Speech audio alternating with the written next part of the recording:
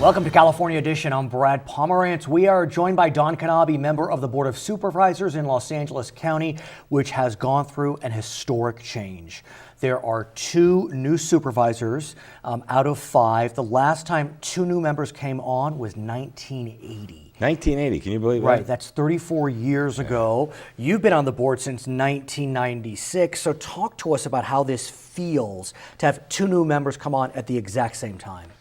Well, I mean, you know, if they were 2 totally unknowns, I think that it might be a different feeling, but I've had experience with both new members. And just to remind our viewers, Sheila Kuehl, Sheila Kuehl, former state senator and legislator, and Hilda Solis, who represented part of my district in the San Gabriel Valley when the state assembly, state senate, Congress, then as Secretary of Labor. I've been on your show talking about the 10,000 Jobs program. Yes. And she was very instrumental in assisting us doing that. So, but I mean, you know, when you work with somebody and there's 5 of you, okay, you sort of know when they're going to talk, what they're going to talk about, what attitude they're going to have.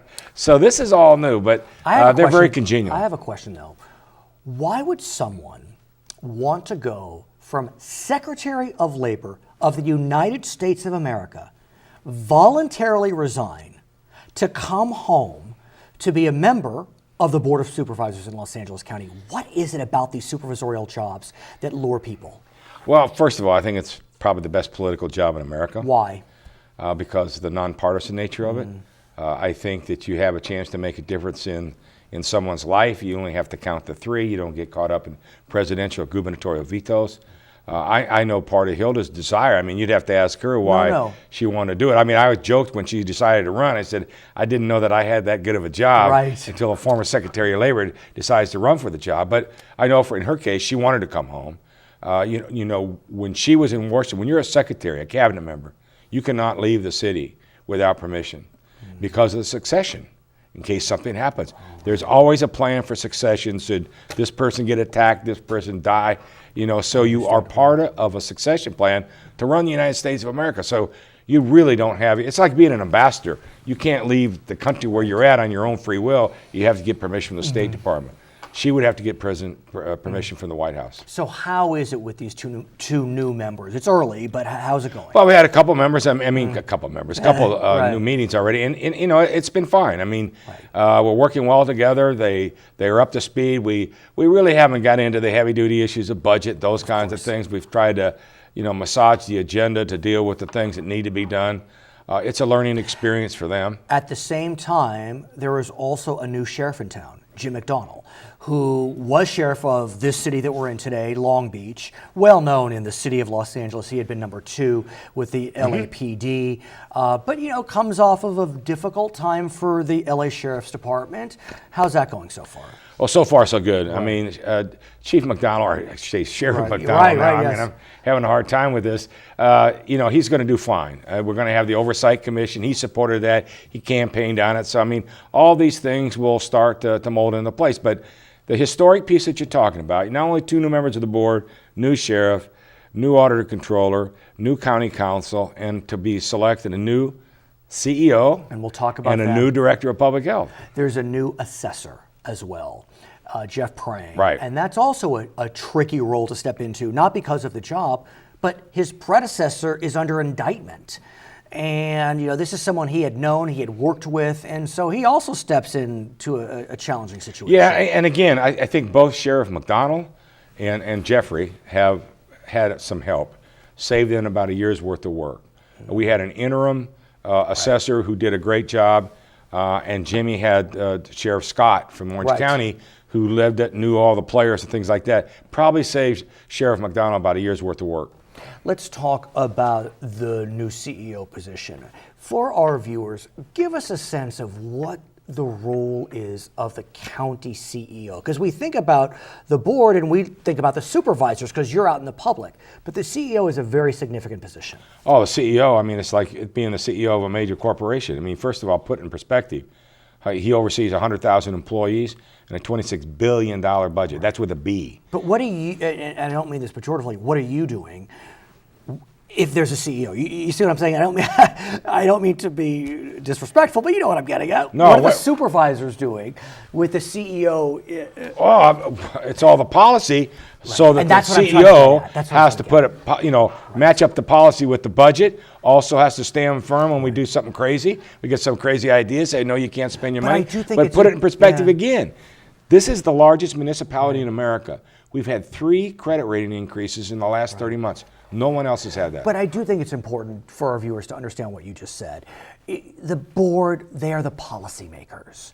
The CEO, they are implementing the policy. You're not overseeing 100,000 members of a workforce. We are because we're in charge of their payroll. I mean, we're in charge. I mean, we really are. But the CEO is the day-to-day administrative leader.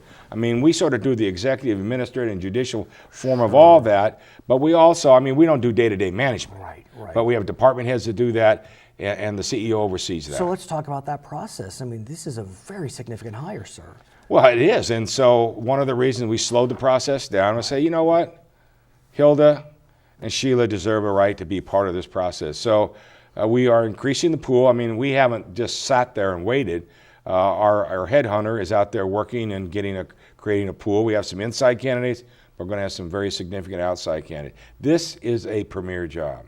Oh, Think about it. Regardless of all the pressures, if you want to be in a public service arena and head up an organization, the #1 job in America is Los Angeles County.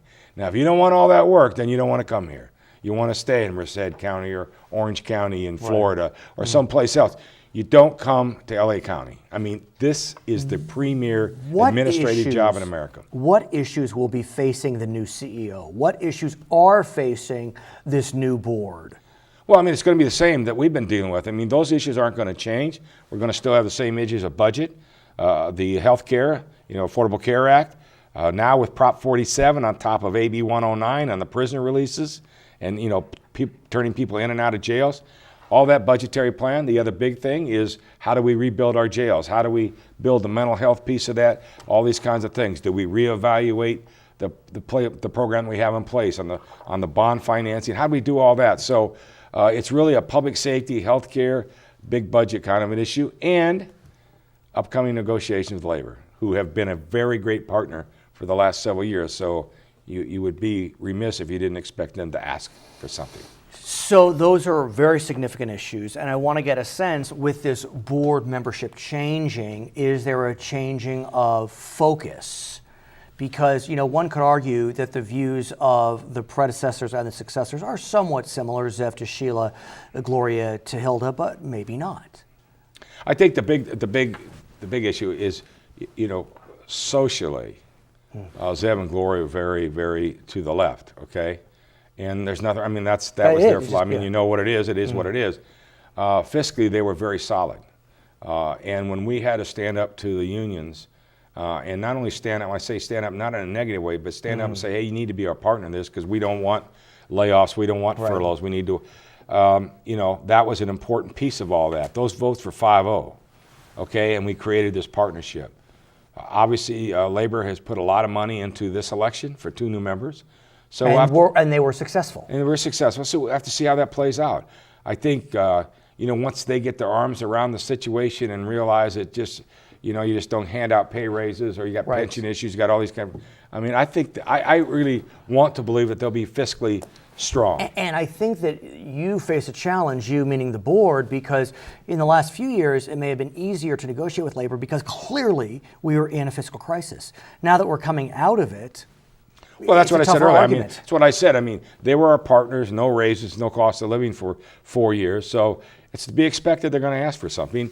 And my feeling is, okay, I'm just saying that my feeling is that they deserve something for being that partner.